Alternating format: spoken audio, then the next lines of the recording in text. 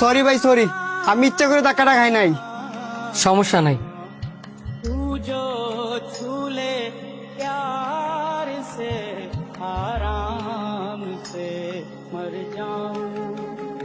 ভাই একটা ঠান্ডা দেন তো। দাঁড়ান দিতাছি। চেক কি রাস্তা ফালাই দিলাম নাকি? ভাই থাক, লাগতো না।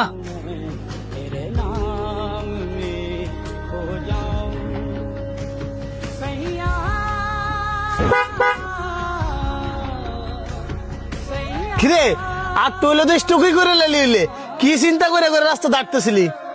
শুধু চিন্তা না রে, বিপদ ফেরেশানি এগুলো যেন আমার কিছুই চাচ্ছে না।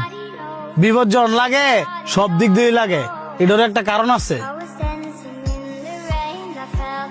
কি কারণ?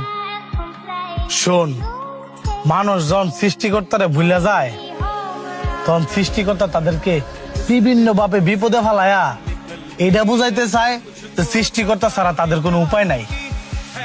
আর মানুষ যখন সবচেয়ে বেশি বিপদে পড়ে তখনই সৃষ্টিকর্তারে স্মরণ করে। নামাজ ফরজ,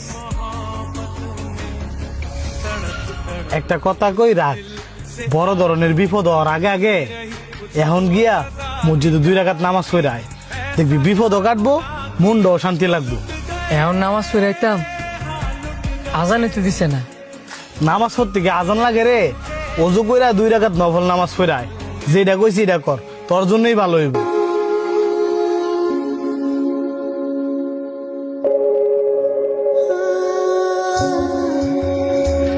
मेरे दिल खुशी से झूमे गाए रातें, पल पल मुझे डुबाए जाते जाते, तुझे जी